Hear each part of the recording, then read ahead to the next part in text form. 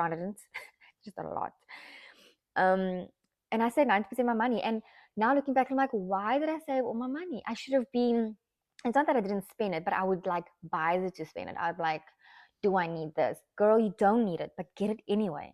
Like, if you're in a position where you pay your bills and you have money. And one day when I went to church, the pastor once said, like, don't forget to pay yourself. I was like, what does it mean? He's like, guys, you work so hard, you pay your bills, but what are you doing for yourself? Yes, we're paying our house, we're living in it. Yes, we're paying our car, we're driving it. But I mean, what are you doing after your hard work? And now looking back, I'm like, why was I saving all my money? I remember the first time I saved money and I used, because I always had like bad skin. When I moved to my Oma and Opa, my skin was really bad. I was on acne tan. And after I did the whole treatment, my face still had scar. And even now, I'm still trying to like heal. But years, guys, I would go on all these products and spend money. Like I bought Clinique for the first time. But I was so chuffed for myself. I'm like, why am I chuffed for buying face stuff? Bruh, you are working hard. Buy the face stuff. Buy the face stuff. Like spend the money. Now I'm getting loud because I'm getting comfortable and I'm more relaxed. But I think number 4, spend your hard working money. Don't not save, but spend your money. Enjoy your money. Just enjoy it. And then stay close to God. Like I said, I grew up in a home where super Christian. Like if I went out clubbing on Saturday night, even if I came home at 2, because that was like curfew with my Oma, 6 o'clock, that woman's in your room. She's like, get up, you're going to church. And I'll be like, yo, I'm so tired. And you would go to church. So spend time with God, but also meditate on His Word. I think that only really started hitting me in my late 20s, where I'd actually sit and read the Bible. So I had like cute books, help books, and my Oma always had Joyce Meyer's books, and I read them. But I mean, I really only spent time with him, I can honestly say, when I moved out, and I really needed him. And then I started meditating on His Word. And what I found was everything that was happening was so beautiful. Again, I'm gonna share that story because I have so many testimonies. What I found was when you spend time with God, and I'm sure you can relate, everything started connecting. Everything was happening and it wasn't coincidental. Like I just found myself operating in a space of favor. And I was like, this is not by accident. This is because I'm spending time meditating and I'm trying to connect. And it also just helps when you're in a storm. And yeah, I think if you are whatever age, but mostly again to myself in my 20s, just connect and make your own relationship. Many of the times my relationship was depending on my parents or my grandparents, because they would lead me there. Like my parents would make us have Bible studies at night, literally. Like we would all have a chance to read the Bible and pray. I mean, those were things that we were told to do. And I think only when I moved out at my big girl age and I was alone, I was like, no one's telling me necessarily what to do. And I still went to church because it was emails like, I can't miss church. My mom was calling me on a Sunday saying, have you gone to church? Have you found a church? And it was then where I had my own relationship. It wasn't dependent on, oh, I'm studying because I have to go do, a reading in church, or I'm studying because we have to meet in the lounge at 7 o'clock. So I think definitely draw close to God on your own and read the books, guys. Listen to the podcast. I've been listening to Joyce Meyer's for years now. I can't tell you how long. And I love Stephen Furtick, and I watch his sermons. And there was a season in our lives, me and my husband went through a lot, and I was listening to Stephen Furtick to the point where he says when he listens to Stephen Furtick now, it's like it reminds him of that trauma we went through, or that storm rather. Let me not use the word trauma. It's going to set you guys off. But the season we went through, he's like, he can't listen to it. For a while, he couldn't rather, because I only listened to it during that storm. But those things really helped. Staying close to him, praying, meditating, writing down your stuff in a journal, on a page, your prayer list, just really connecting. It's beautiful because he will always come and find you at your place of weakness if you're seeking for him, obviously, if you're seeking him. I just wanted peace. There were times I couldn't go to bed without listening to a sermon or a song because my mind couldn't rest. And I was like, God, I just want to sleep. Now I'm at a point where I can sleep just fine. No noise needed. I'm not saying you fall asleep with the TV on that you have problems. I'm saying for myself, like I couldn't on purpose because I would have a heavy heart. I always had something feeling like it's on me. It was so much. And I just like, God, I just want your peace. And then read and learn, read and learn. Like during lockdown, like I said, we went through a storm, and I was like, you know what? Let's do the best we can. When I was 21, I asked my mom for a sewing machine, and she got me one. And I never used it. I think I used it once or twice, and I still had a CD. Never used it again. When I moved to Cape Town, I bought it with. And I was like, you know what? It's a good time to learn to sew. This girl watched YouTube tutorials. I learned to sew. I was looking for the dress the other day because I wanted to show you guys. I sewed myself a purple dress. It's like a cute dress that had 2 bows. I wore it out with my sneakers. I sewed little human little skirts, like many. I found a place that has material. I can sew, I can officially sew. So now when I have to sew stuff, I make the kids' clothes smaller, tighter. I sew my own pants, my husband's things. I am a sewer and I love it. And I just want to let you know, you can learn anything. I know there's so many of us, like I would have loved to do ballet. It sounds so silly because I was a hockey player, but I'm like, yo, should I do a ballet class now? And I was Googling the other day, like a hip hop class or a ballet class, just to join for fun. But I'm obviously almost on my gym journey now. So I'm like, let me just get to the gym and do something else later. But why don't you do stuff that you wanted to always do? Like, I mean, I got the sewing machine when I was 21 and I only started learning later in my 20s how to sew. My mom sewed for fun. I think that's where I saw she would sew for us all the time.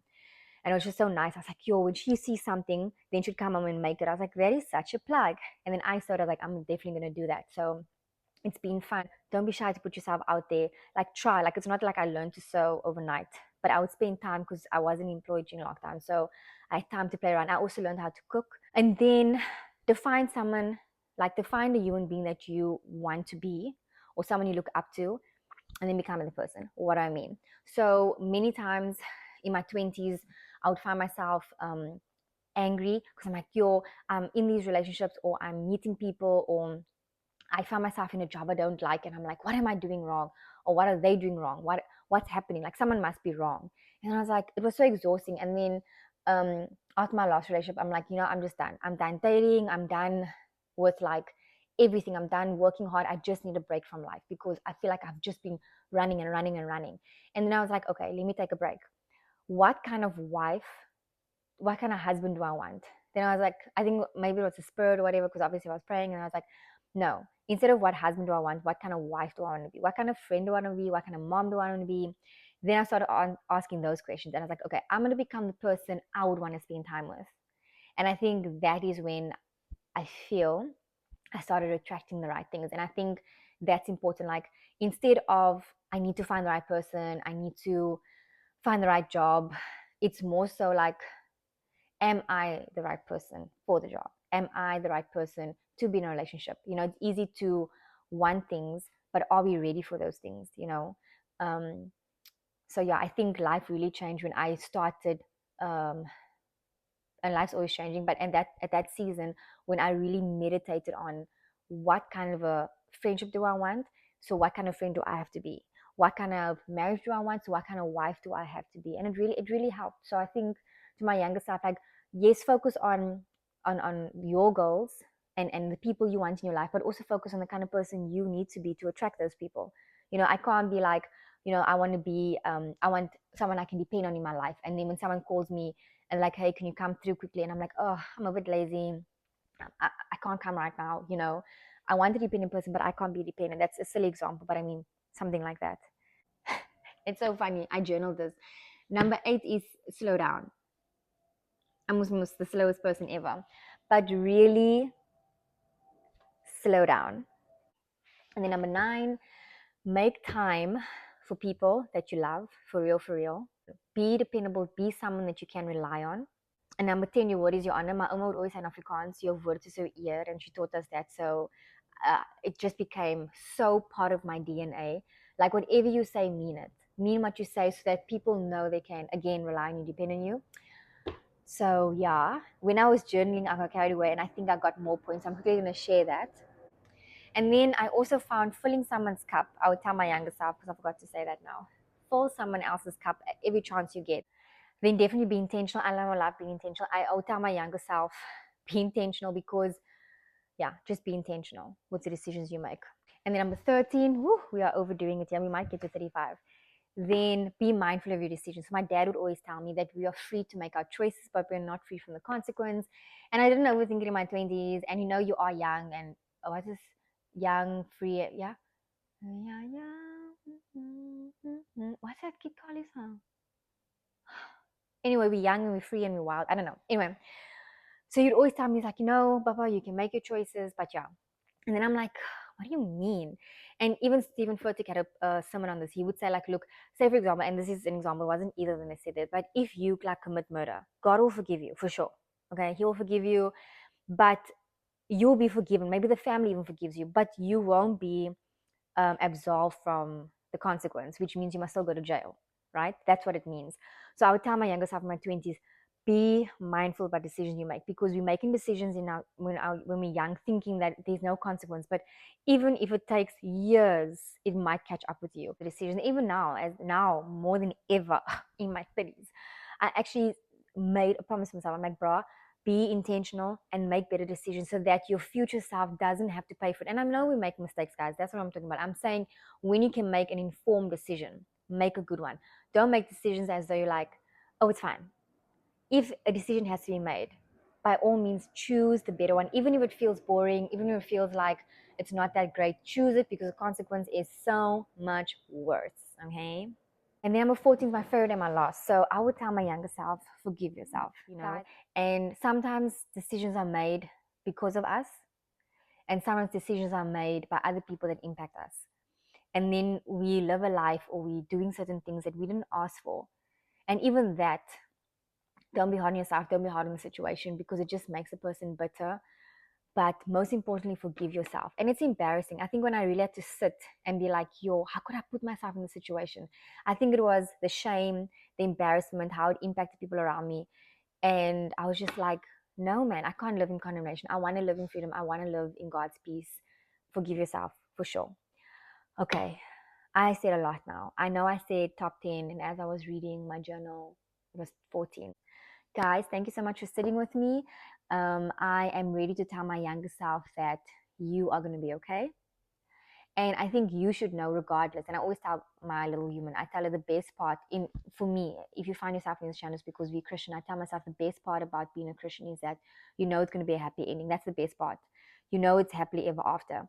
And I would tell my younger self, you have no idea how God's going to blow your mind for the future. Like, I sit, and I kid you not, every single day, I sit in awe of what God has done for me, what I thought my life would have been, and how He just exceeded my expectations. I'm so glad that He didn't answer all my prayers, and He only answered, like, He gave me the life. Guys, I can't express to you, but I will share with you all the things that I thought, or where I would have ended up, versus where God guided me towards, and how He's blessed me.